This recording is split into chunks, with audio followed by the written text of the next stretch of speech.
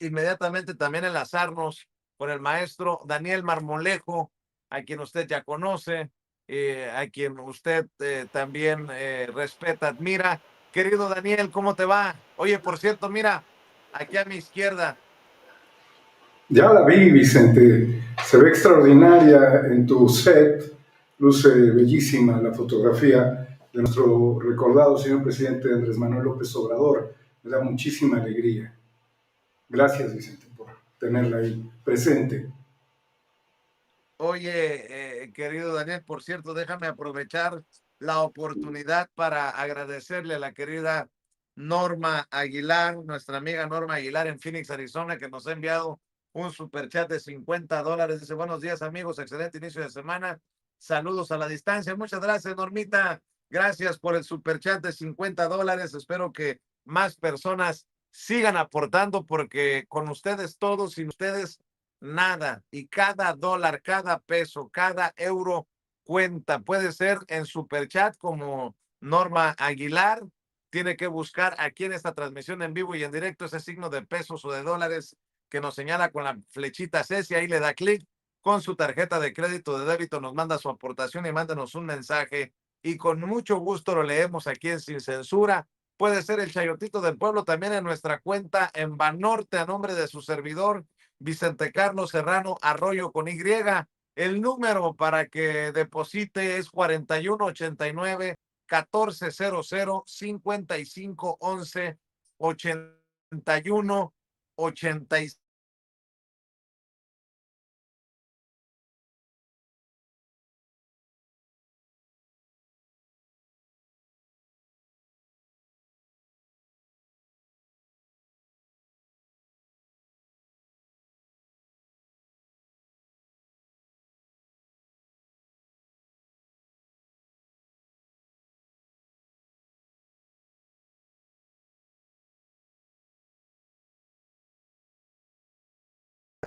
Que le decía, hay cosas que no cuestan, pero que sí cuentan. Extrañamente nos sacó el sistema de la transmisión. Déjeme ver si ya estamos donde debemos de estar. A ver si así.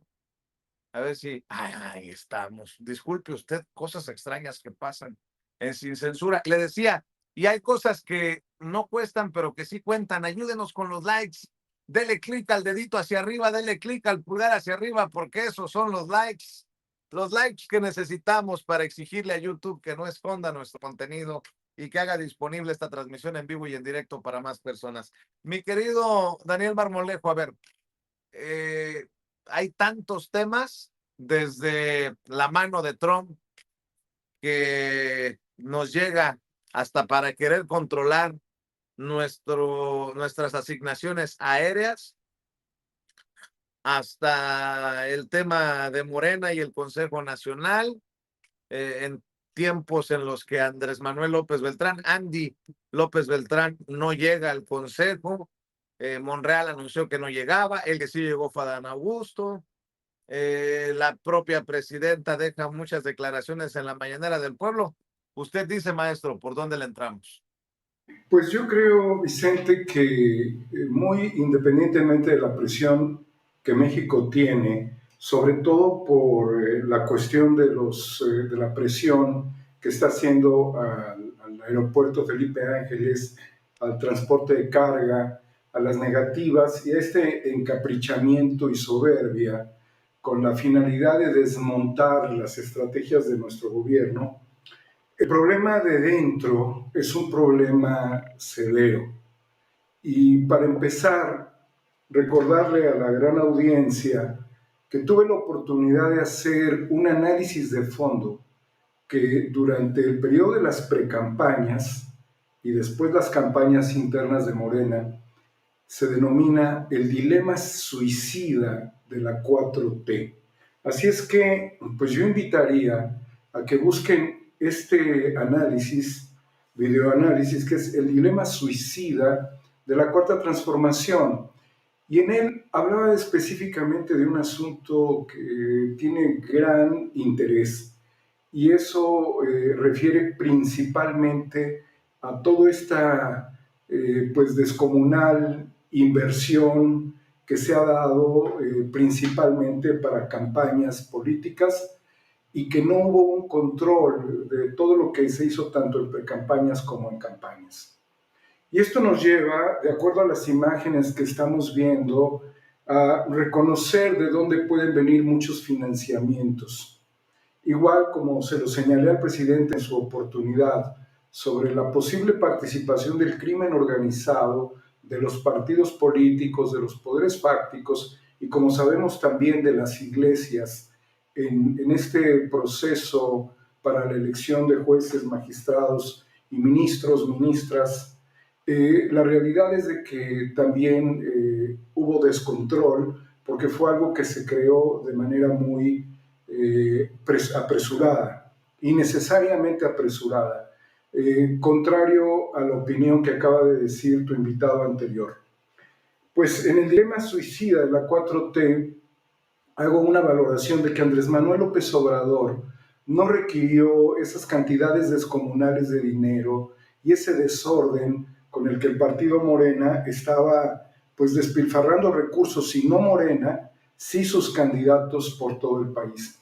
Y algo que pues es innegable fueron las ingentes cantidades de recursos que requirió el candidato Adán Augusto López o los enormes favores recibidos para realizar un posicionamiento de su imagen que, a resumidas cuentas, resultó contrario a sus anhelos porque él quedó en una posición muy descolocada en el resultado de la elección interna y se vio mal incluso ante Gerardo Fernández Noroña, que no tuvo que realizar esas operaciones financieras, ese derroche de dinero.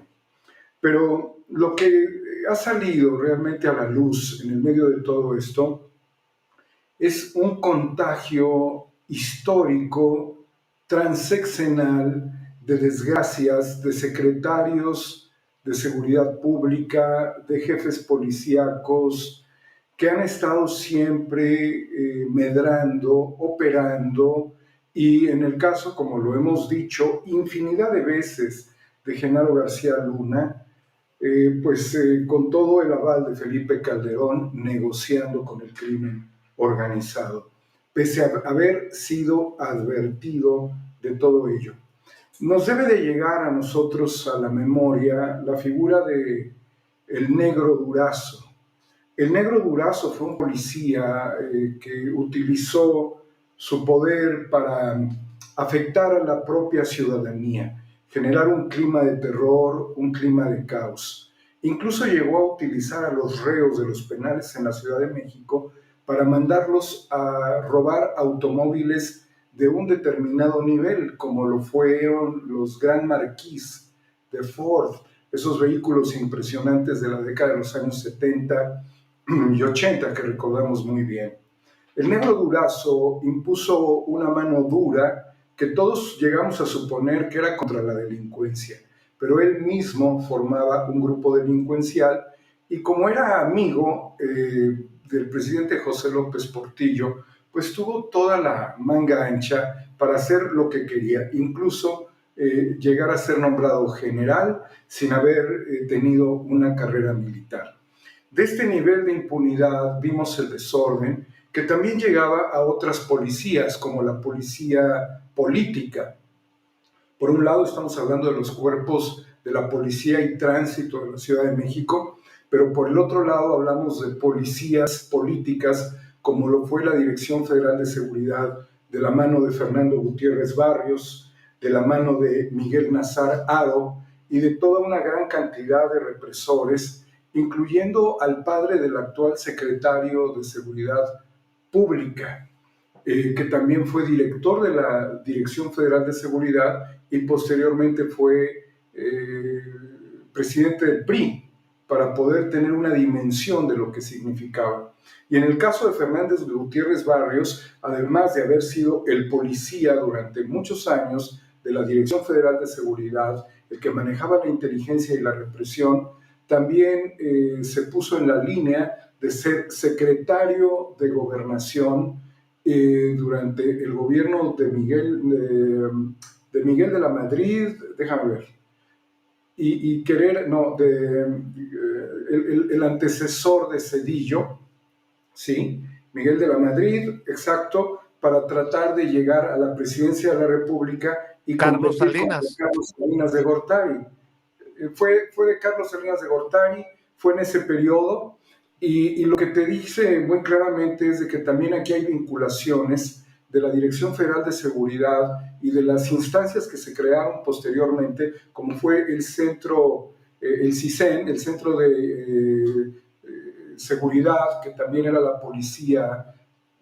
Cambió de nombre, pero no cambió de modelo. El modelo seguía siendo un modelo autoritario, represor, vinculado a la Secretaría de Gobernación, y ahí podemos ver la figura de Gutiérrez Barrios, un veracruzano de Alto Lucero. Yo conozco su pueblo, donde nació, un pueblo muy bonito en las montañas cercanas a Jalapa, y ahí al lado está Luis Echeverría, un hombre de Estado, ¿sí? Y también recordemos que dentro de todo ello, en el caso de la Dirección Federal de Seguridad, pues Zorrilla Pérez, quien fue señalado por el asesinato de Manuel Buendía. Y qué decir en el caso de Genaro García Luna, quien estuvo en la Agencia Federal de Investigaciones, que estamos hablando ya de policías ministeriales, de policías de investigación, que hacían trabajos de inteligencia y que cuando tenían mucha capacidad podían hacer trabajos de contrainteligencia, y después en la Secretaría de Seguridad Pública. Y de esta manera, con todos estos antecedentes, querido Vicente, llegamos a la presencia de Hernán Bermúdez Requena, secretario de Seguridad Pública del exgobernador Adán Augusto López Hernández. Date cuenta que es una cadena de hechos, de personajes, de líneas operativas, de engaños a la nación, ahora que lo vemos jurar, que hará cumplir pues su mandato, apegado a las leyes, y lo dice frente a Adán Augusto, y realmente estamos montados en pues en un pandemonio, como ha ocurrido en el estado de Tabasco, un estado que está sufriendo muchísimo por los efectos de este personaje, Hernán Bermúdez Requena, el comandante H. Ahora pasemos a tratar de entender qué es lo que sucede respecto al momento actual con el exsecretario de Gobernación. El exsecretario de Gobernación hasta hace muy poco tiempo, hasta antes de que ocurriera el dilema suicida de la Cuarta Transformación, del cual yo hablo, el exsecretario de Gobernación es la persona más informada sobre los fenómenos de seguridad interna dentro de nuestro país. Y uno de los aspectos fundamentales del presidente López Obrador, que fueron por un lado la justicia social y los programas del bienestar, y para eso existe una secretaría, y por el otro lado es la gobernabilidad del país, y para eso existe un secretario de Gobernación, era la persona con mayor información todos los días del diario acontecer en materia de seguridad. Si llegas a ese nivel, como ha llegado Miguel Ángel Osorio Chong, como llegó Luis Echeverría Álvarez también en su tiempo, como pues tuvimos a personajes como Jorge Carpizo MacGregor, como estuvo pues una enorme playa de personajes muy oscuros que llegaban al Palacio de Cobián, que es la sede de la Secretaría de Gobernación. Es imposible que no conozca información fundamental de su propio estado, del cual gobernó y del cual provino antes de llegar a la Secretaría de Gobernación. Entonces, entrar en una reflexión de que sabía o no sabía es tratar de pues, establecer una lógica pues, innecesaria, porque la realidad, o un cuestionamiento innecesario, porque la lógica, la realidad nos obliga a responsabilizarlo de ese conocimiento. Más aún que durante el periodo de Andrés Manuel López Obrador, muchos de nosotros reflexionamos, valoramos la figura de Genaro García Luna y de que el general Tomás Ángeles de Aguajare le había informado un 7 de mayo del 2007, a 5 meses de haber llegado al poder, de los vínculos de Genaro García Luna con el crimen organizado. Y esto fue a petición del propio Felipe Calderón, quien desoyó los señalamientos del general Tomás Ángeles de Aguajare y al paso del tiempo lo mandó a la cárcel mediante fabricación de delitos vinculándolo con el crimen organizado, como si el que le advirtió fuese integrante de una célula de Sinaloa de los Beltrán Leiva. Y era exactamente al revés. Entonces no podemos entrar en un juego baboso, pernicioso, ridículo, de que si sabía o no sabía. Claro que sabía. Y además, la lógica ahora nos lleva a otro cuestionamiento fundamental. Y si sabía, ¿por qué no actuó? Si fue gobernador del estado de Tabasco, si fue secretario de Gobernación, que es el hombre más informado en materia de seguridad, si es el hombre que además tenía la obligación de participar en el gabinete de seguridad con el presidente de la República a las 6 de la mañana, todos los días, para conocer quiénes eran los sujetos generadores de violencia en el país y cuáles eran los riesgos. Sabiendo además que el presidente Andrés Manuel López Obrador, tras el estallido del ducto de Tlahuelilpan en el estado de Hidalgo, estaba con una enorme preocupación contra este fenómeno y que había sido la propia Secretaría de la Defensa Nacional quien había expuesto que también había robo de combustible desde las refinerías. Si se sabía de las operaciones que hubo a nivel barcos durante el sexenio de López Obrador, que había ocurrido antes en otros sexenios, ese tráfico marítimo, y si también otro de los problemas que enfrentó el presidente Andrés Manuel López Obrador fueron las caravanas de migrantes. Y aquí tenemos que establecer una configuración de que hubo un personaje que es Benjamín Mollinedo Montiel, y yo no sé si sea pariente de Nico, que fue el chofer de Andrés Manuel López Obrador, que es de apellido Mollinedo, y no sé si es pariente o no, puede no serlo, de Rafael Marín Mollinedo, quien fue el encargado de desarrollar pues, toda la estrategia del Tren Maya y que después fue llevado a posiciones muy sensibles también por parte del presidente López Obrador, por ser parte de de esta relación fraterna del presidente con su propia gente, con los tabasqueños. Y en ese sentido, este personaje, Benjamín Mollinedo Montiel, cuyo alias es El Pantera, era un líder huachicolero que fue detenido en septiembre del 2021 y además era un traficante de migrantes.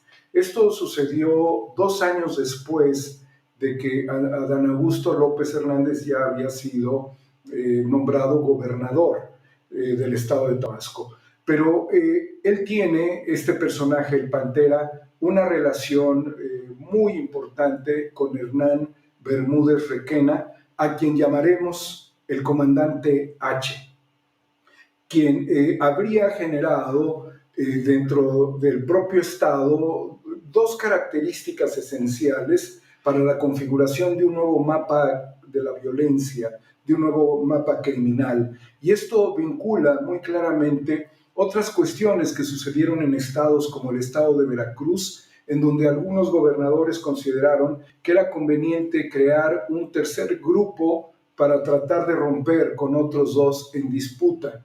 Un grupo que pudiera ser pasivo o que pudiera obtener beneficios y que promoviera la destrucción entre otros 2 grupos, como suele suceder en estrategias criminales. Y esto nos lleva a la formación de escuadrones de la muerte, probablemente, como los ha habido en Guerrero, como los hubo con la Dirección Federal de Seguridad, con las Guardias Blancas, cuando yo hablaba de tiempos pasados, y me refería a la figura de Nazararo, a la figura también de otros militares como Mario Arturo Acosta Chaparro y Quirós Hermosillo, que participaron también en las estrategias de los aviones de la muerte, donde a través de helicópteros o de aeronaves lanzaban a opositores al Océano Pacífico, algo muy parecido a lo que sucedió también en Argentina durante el tiempo de la dictadura militar, los aviones de la muerte.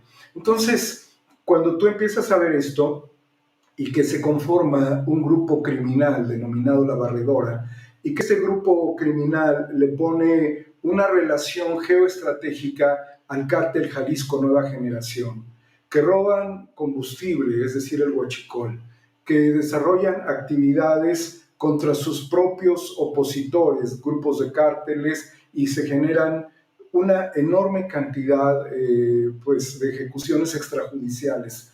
Cuando el Estado de Tabasco vive una situación de tensión a partir de la salida, y no podemos justificar solamente de que el comandante H haya mantenido al Estado en una relativa calma mientras estaba Adán Augusto. Significaba que había un sistema de control, un sistema de tensión bajo ciertos equilibrios, pero no significó que cuando se fue esto viniera como un efecto tectónico del fondo de la Tierra y que pues llegó a la superficie de manera involuntaria para los que estamos sobre la superficie, sobre la costra del planeta. No, significa que ya había un sistema, ya había una estructura criminal que venía operando en el estado de Tabasco.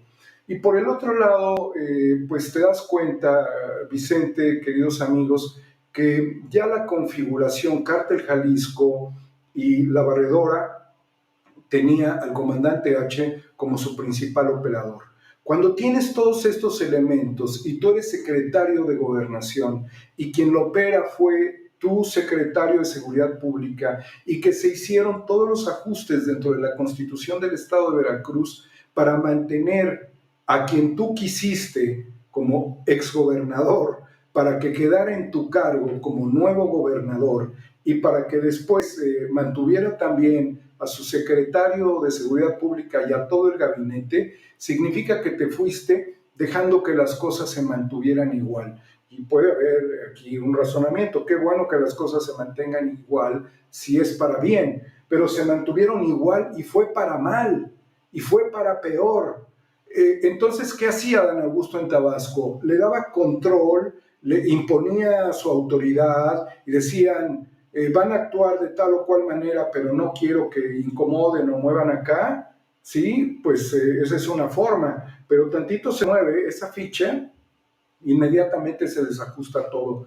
¿Y por qué tuvo que venir hasta este tiempo, cuando ya no es Adán Augusto secretario de Gobernación, sino senador de la República, pues la orden de detención, cuando existirían más de 30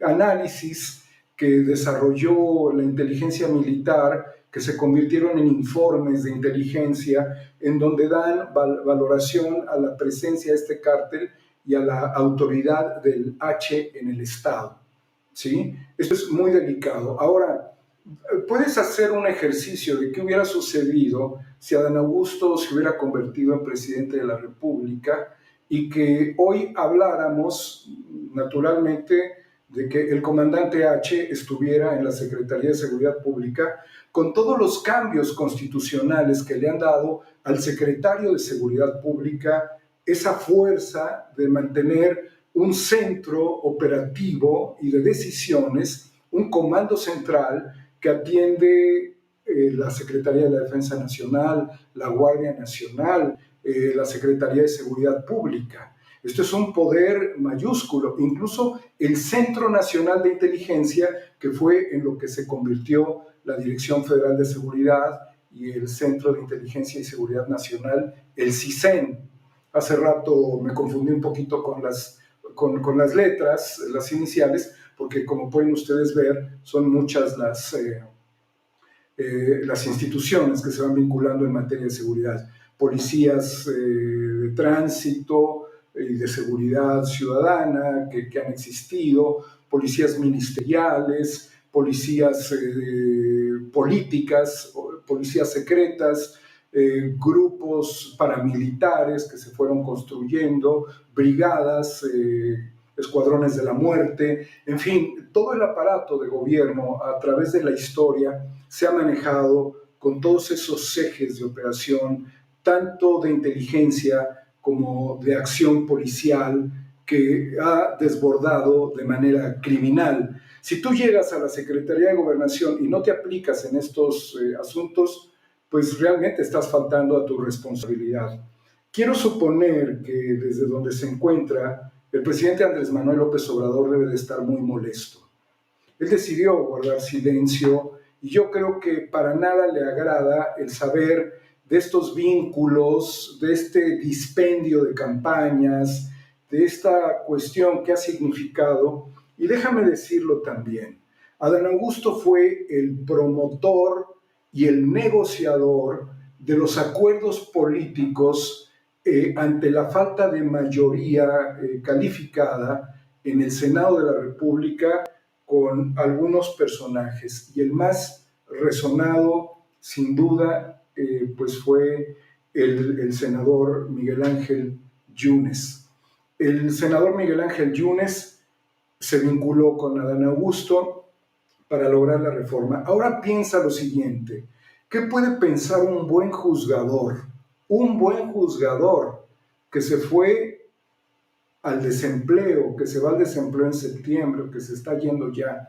¿Qué puede pensar sobre el acuerdo de negociación de Adán Augusto con este personaje que además tenía una orden de aprehensión por parte de la Fiscalía de Justicia del Estado de Veracruz por cuestiones de falsear información y que se reactivó durante el proceso de la campaña por la gubernatura del Estado de Veracruz? ¿Qué pensaría una buena juzgadora, un buen juzgador, porque sin duda los hay y de carrera, de que la negociación fue a través de un mapache electoral quien compró el voto? ¿A través de qué? Y aquí vamos a analizar un aspecto fundamental.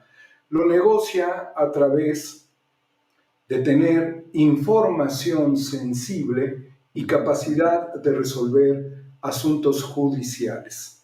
Y los Yunes lo necesitaban, porque aunque el fuero dure poco tiempo, le podían reactivar la orden de aprehensión a él o a algún familiar, pues por todo el despojo que han hecho en las instituciones donde pasaron, el saqueo en el ISSSTE. Recordemos que el padre de Yunes Márquez, Yunes Linares, fue secretario de Seguridad Pública, fue director del ISSSTE.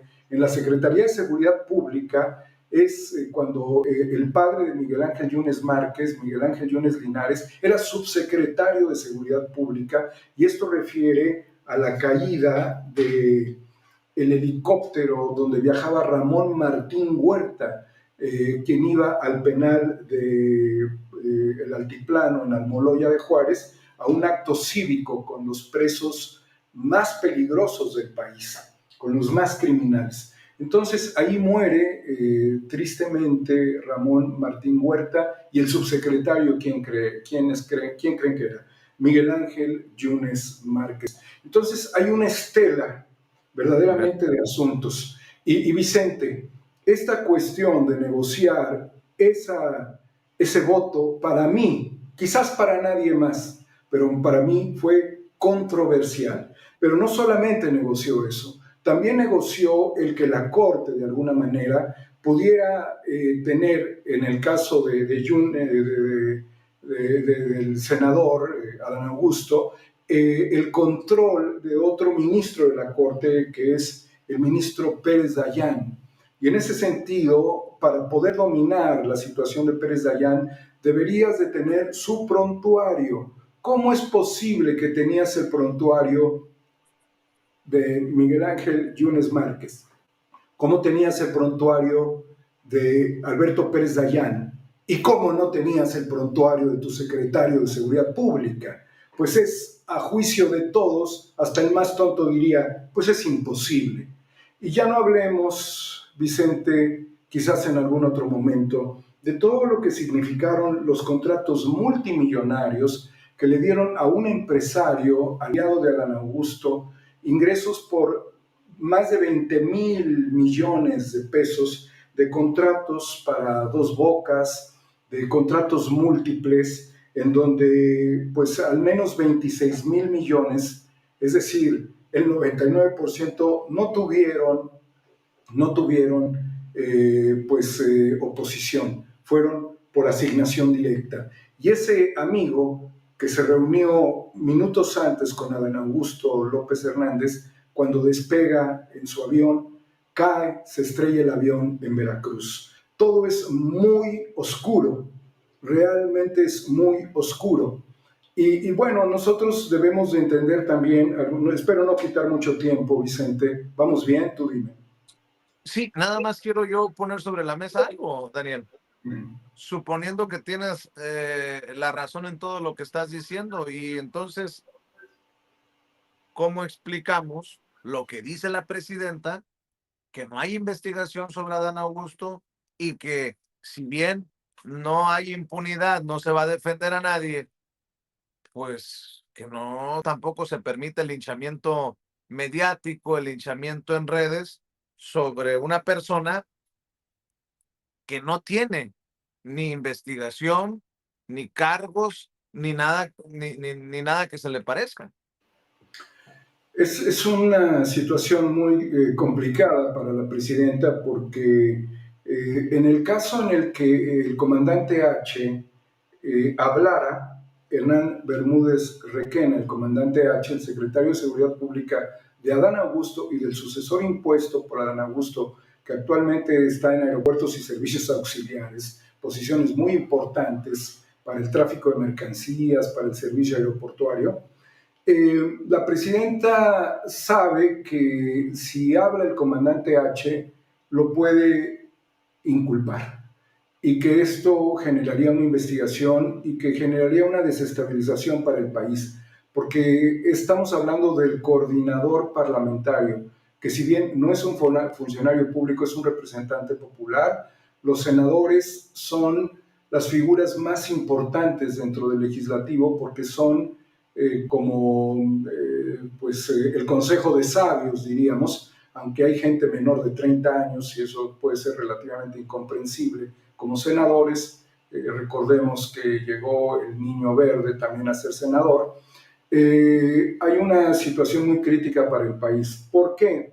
Porque Estados Unidos ha denominado a los grupos del crimen organizado terroristas, incluyendo el cártel Jalisco, el cártel, aunque no lo vemos muy atacado realmente, al cártel de Sinaloa, y después negociará con ellos, porque sabemos cómo operan los Estados Unidos, lo estamos viendo.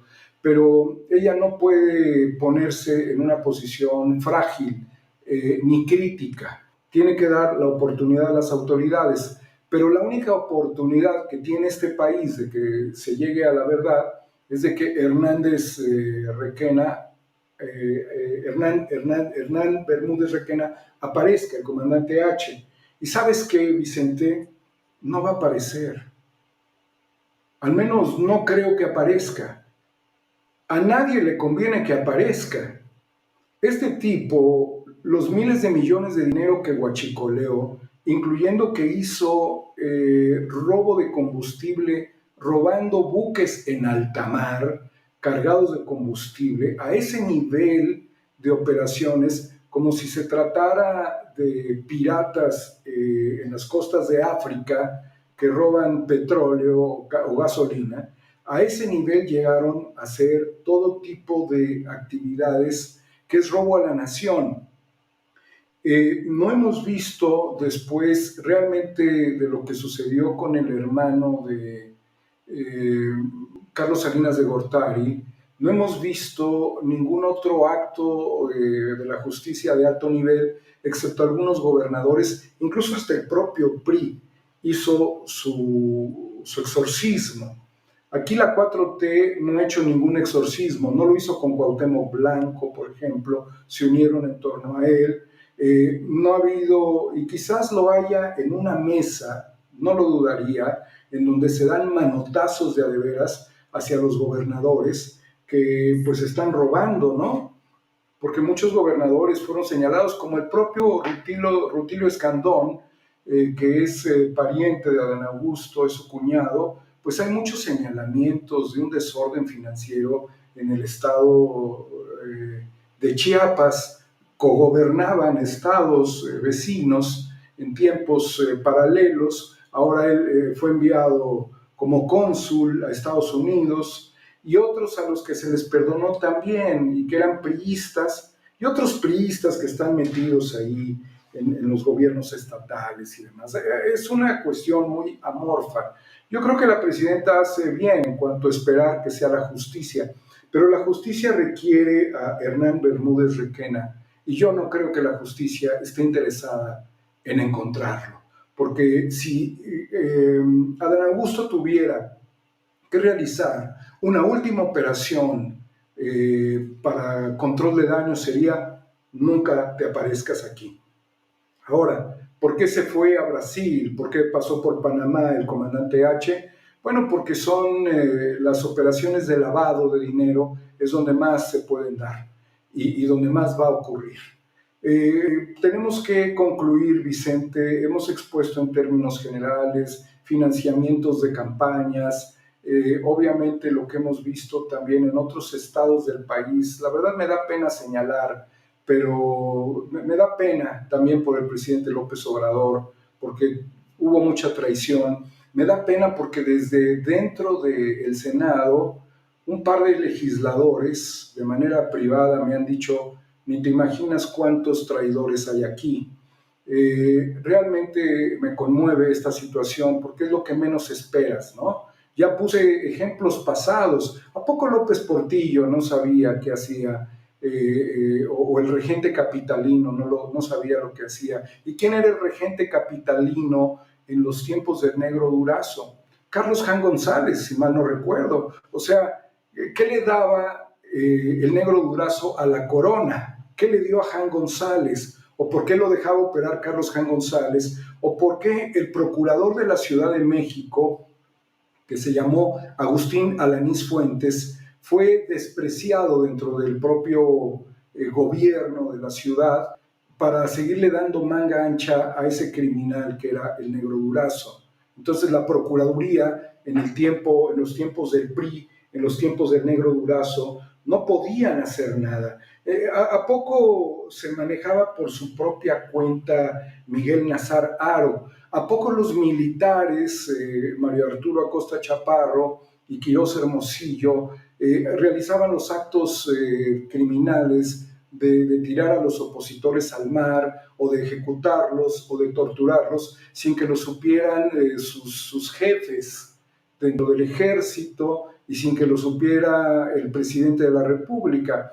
¿A poco cuando se dio la ejecución del 2 de octubre, el presidente Díaz Ordaz no lo sabía, o el secretario de Seguridad Pública no lo sabía? Hubo incluso hasta estrategias como la de que el día que sucede el 2 de octubre, Luis Echeverría estuvo reunido con un marxista, con David Alfaro Siqueiros, para hacerse pendejo mientras hablaba con un comunista que además formaba parte del Partido Comunista Mexicano, mientras acribillaban, y después recibir una llamada donde le decían: hubo una balacera en Tlatelolco con los estudiantes. Y estando ahí frente a David Alfaro Siqueiros, que era un hombre no solamente marxista, estalinista también, cuando llega al Partido Comunista lo desprecian y le dicen: ¿qué estabas haciendo, pendejo? Estabas ahí con Echeverría, ¿ya viste lo que pasó el 2 de octubre? No, no sé. El secretario de Gobernación me dijo que había una balacera. Entonces, ¿en medio de qué engaño, de qué teatralidad se ha encontrado México a lo largo de la historia? Es un llamado, Vicente, con mucho respeto, pues a la reflexión. A nadie le gustaría ver a ninguna figura de relevancia, porque además, déjame decirte una cosa: yo creía en el personaje de Adán Augusto. Digo, quizás no iba a ser el personaje por el cual yo decidiría mi voto, pero me parecía que era una figura valiosa. Después, al ver todo esto, yo te puedo decir una cosa sobre lo que me preguntas de la presidenta. La presidenta está haciendo una defensa de la nación. En tal virtud, nadie es culpable hasta que se le demuestre, ¿no?, su culpabilidad, y eso requiere pues un proceso y muchas indagatorias, y eso depende desde luego de la Fiscalía General de la República. Pero si de algo yo te puedo asegurar, es que la presidenta ya no le tiene confianza. Bueno, pues me quedo con esto de la presidenta, que todo el mundo es inocente hasta que se demuestre lo contrario. Daniel Marmolejo, ¿con qué cerramos, Daniel? Y yo agradeciendo siempre tus comentarios en este espacio. Nos quedamos con las reflexiones del presidente Andrés Manuel López Obrador, con su visión de la lucha contra la corrupción, con su enfoque de la lucha contra el huachicol, de sus dilemas, porque los tuvo varios, sobre cómo combatir al crimen organizado a través de pues, luchar contra los problemas que lo generan, ir por las causas y ya no por los efectos. Y me quedo definitivamente en la defensa de la presidenta de la República en un momento que significa un dilema de partido, un dilema de instituciones, un dilema de gobernabilidad y un dilema de relación binacional con Estados Unidos. Muy bien, pues estamos al pendiente. Daniel, cierras con tus redes, con tus Véanos en esfuerzos. 4A República, querido Vicente, y ahí chútense el dilema suicida de la Cuarta Transformación, un análisis de hace más de un año sobre lo que podía suceder si se tiraba el dinero en campañas electorales. Muy bien, estamos al pendiente. Muchas gracias, Daniel. No te olvides, Vicente, de la rifa.